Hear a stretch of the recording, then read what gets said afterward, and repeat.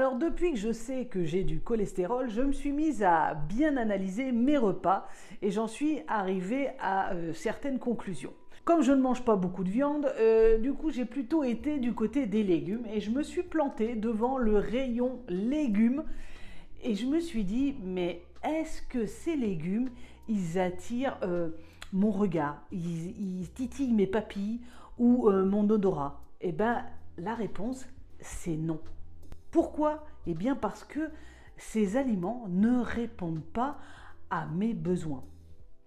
Et notamment à notre besoin majeur, le moteur de notre corps, à notre besoin de sucre. Alors bien sûr, je consomme des légumes à feuilles comme de la laitue, de la mâche, du céleri.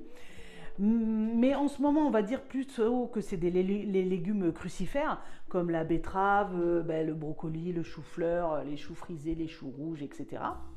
Mais il faut dire que consommer tel quel, comme la nature nous les présente, eh bien c'est des aliments riches en fibres insolubles et très difficiles à digérer. D'ailleurs, moi, quand je fais des recettes, eh bien je les broie dans mon robot, que ce soit le chou-fleur ou la betterave.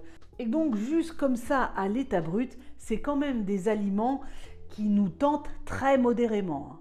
Alors oui, biologiquement, nous pouvons compléter notre alimentation avec les légumes crucifères, mais nous ne sommes quand même pas naturellement des consommateurs de légumes.